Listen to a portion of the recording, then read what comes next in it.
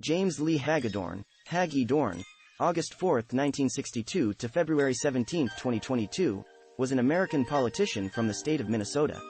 A Republican, he was the U.S. Representative for Minnesota's 1st Congressional District from 2019 until his death in February 2022. The district covers much of the southern third of the state and includes Rochester, Austin, and Mankato. Early life and education. Hagedorn was born in Blue Earth, Minnesota, in 1962, the son of former U.S. Representative Tom Hagedorn and Kathleen Hagedorn, née Middlestad. He was raised on his family's farm near Truman, Minnesota, and in McLean, Virginia, near Washington, D.C., while his father served in Congress from 1975 to 1983. Hagedorn graduated from Langley High School. He graduated from George Mason University with a Bachelor of Arts degree in Government and Political Science in 1993.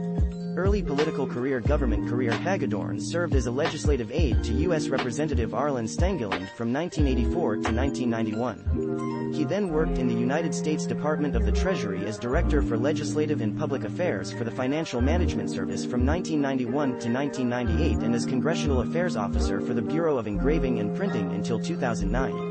Mr. Conservative blog. From 2002 to 2008, Hagedorn authored a now-deleted blog, Mr. Conservative. Mother Jones described the blog as making Native Americans a favorite punching bag, as well as containing comments about female Supreme Court justices and Barack Obama's ancestry, in ways many voters won't appreciate. Hagedorn said the blog was intended to be humorous and satirical. Hagedorn's blogging history led the Washington Examiner to run an editorial labeling him the worst midterm candidate in America in 2018. U.S. House of Representatives elections. 2010. Hagedorn lost the Republican nomination for Minnesota's 1st Congressional District in the 2010 election. 2014. Returning to Minnesota in 2013, he won the Republican nomination, but lost to Democratic incumbent Tim Walz. 2016. Hagedorn again won the Republican nomination, but again lost to Walz in a closer race. 2018. Hagedorn received the Republican nomination, despite the National Rifle Association endorsing another candidate, Carla Nelson, who also received funds from Representatives Elise Stefanik, Richard Eline and Paul Singer. Hagedorn described himself as the most conservative candidate, who was loyal to Donald Trump. After Hagedorn won the primary, then head of the National Republican Congressional Committee, Representative Steve Stivers, said, "That is news to me," about the viewpoints expressed on Hagedorn's blog. The NRCC spokeswoman said the posts were inappropriate and not condoned by the group. In the general election, with Walz giving up the seat to make a successful run for governor of Minnesota, Hagedorn defeated Democratic nominee Daniel Feehan, a former Department of Defense official, in a very close race. 2020. Hagedorn was re-elected in 2020, defeating Feehan in a rematch.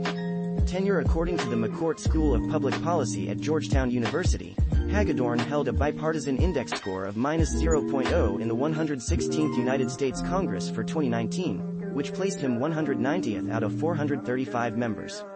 Based on 538's Congressional Vote Tracker at ABC News, Hagedorn voted with Donald Trump's stated public policy positions 94.4% of the time, which ranked him average in the 116th United States Congress when predictive scoring, district partisanship and voting record, is used. In 2020, in response to activist Sean King saying that depictions of Jesus as white should be destroyed, Hagedorn wrote that the Democratic Party and Black Lives Matter movement are at war with our country, our beliefs and Western culture. In response to critiques that the term Western culture has been used to promote white nationalism, Hagedorn said, "The notion that statues and images of Jesus Christ somehow represent white supremacy and should be destroyed is ludicrous and represent a growing intolerant movement on the left to silence any voices that do not align with their radical secular views." His comments led several corporate donors, including Intel and United Health Group, to ask Hagedorn to return their donations. In 2020, Legistorm released an analysis of Hagedorn's office spending, finding that the office had spent more than one-fifth of its $1.4 million annual office budget on publicly funded constituent mail. Around 40% of his office's annual budget was spent in the first quarter of 2020, surpassing any other member of Congress during the same time period. Expenses included for Hagedorn's mailings went to a firm that was partially owned by a part-time Hagedorn staffer. Hagedorn initiated an internal review of his office's spending and reported the findings to the House Ethics Committee, which declined to pursue the matter. As a result of the internal review, Hagedorn dismissed his chief of staff and said, "I acknowledge responsibility for the oversight of my office and will continue to make any necessary management improvements." In October 2020, Politico alleged that Hagedorn appears to have enjoyed rent-free use of a campaign office supplied by a political donor. Hagedorn denied the report, saying his campaign had leased a post office box and not office space in the building in question. In December 2020, Hagedorn was one of 126 Republican members of the House of Representatives to sign an amicus brief in support of Texas versus Pennsylvania, a lawsuit filed at the United States Supreme Court contesting the results of the 2020 presidential election, in which Joe Biden defeated Trump. The Supreme Court declined to hear the case on the basis that Texas lacked standing under Article 3 of the Constitution to challenge the results of an election held by another state. On January 7, 2021, Hagedorn objected to the certification of the 2020 presidential election results in Congress based on disproven claims of voter fraud.